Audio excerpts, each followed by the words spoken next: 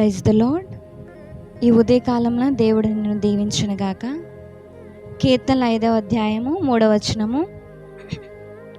యెహోవా, ఉదయమున నా కంఠస్వరము నీకు వినబడును, ఉదయకాలమున నా ప్రార్థన నీ సన్నిధిని సిద్ధం చేసి కాచియుందును.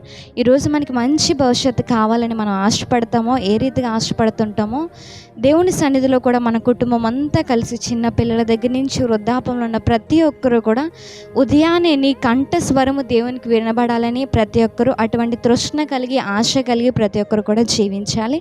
అయితే ఈ రీతిగా మనం జీవించినట్లయితే దావీదు భక్తుడు సెలవిస్తున్న ప్రకారము, ఉదయమున నా ప్రార్థన నీ సన్నిధిని సిద్ధం చేసి కాచియుందును.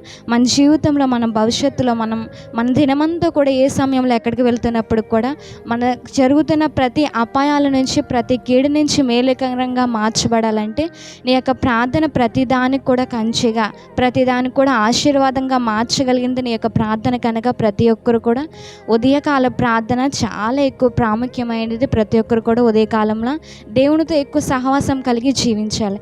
ఎందుకనగా ఏసేపు గోతిలో పడినప్పుడు దేవుణ్ణి ఆరాధించడం వదలలేదు.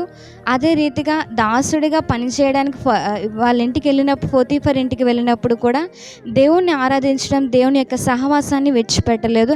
అదేవిధంగా జైల్లోకి వెళ్ళినప్పుడు కూడా దేవునితో సహవాసాన్ని విడిచిపెట్టడానికి ఇష్టపడలేదు. కనుక దేవుడు ఒకానొక సమయం వచ్చినప్పుడు ఏసేపుని బహు గొప్పగా రాజ్యం అంతా కూడా వెళ్ళేటట్లుగా, ఏసేపుని ఆశీర్వదించినట్లుగా, ఏదైనా నువ్వు చేస్తున్న పని బాటలో కానీ, నువ్వు ఇంటి దగ్గర ప్రవర్తిస్తున్న నీ యొక్క విధానంలో కానీ, సమస్త విషయాలందు కూడా నువ్వు ఏ పని చేస్తున్నప్పటికీ, నువ్వు ఉద్యోగం చేస్తున్నావు, వ్యాపారాలు చేస్తున్నా, నీ రాకపోకల్లో కానీ, సమస్తము నీకున్న పనులు ఏదైనా అవ్వచ్చు, కానీ నీ యొక్క జీవితంలో ప్రతి దినము కూడా నీ యొక్క ఎక్కువ సమయాన్ని దేవునికి ఇవ్వడానికి ఇష్టపడినట్లయితే నీ జీవితాన్ని దేవుడు, నువ్వెంత ఆశ కలిగి ఉన్నాయో నీ జీవితాన్ని కూడా దేవుడు ఒక మంచి భవిష్యత్తు ఇవ్వడానికి దేవుడు ఆశపడుతున్నాడు. కనుక ప్రతి ఒక్కరు కూడా ఈ ఉదయకాలంలో దేవునితో ఎంతగా అయితే మనం మొరపెడతామో, ఎంతగా అయితే మనకు అన్నిటిని నీళ్లు కుమ్మరించినట్లుగా దేవుడి సన్నిధిలో కుమ్మరించడానికి ఇష్టపడుతూ ఉంటాము, దేవుడు మన భవిష్యత్తులన్నింటినీ కూడా మార్చడానికి సిద్ధంగా ఉన్నాడు. మనం చాలాసార్లు ప్రార్థిస్తుంటాం, కానీ ఒక్కొక్కసారి నమ్మకం లేకుండా మనలో ఉన్న బద్ధకాన్ని బట్టి, అజాగ్రత్తను బట్టి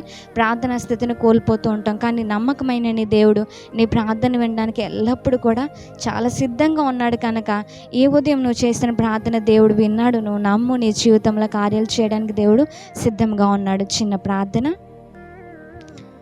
సకల ఆశీర్వాదములకు కారణభూతుడైన మా యెహోవా, మీకు వందనాలు ప్రభువా. ఉదయకాలపు చేసిన ప్రార్థన విన్నందుకు నీకు వందనాలు ప్రభువా. ఉదయకాలంలో ప్రార్థన వింటున్నాను నీవు సెలవిచ్చిన వాక్యమును బట్టి నీకు స్తోత్రాలు ప్రభువా.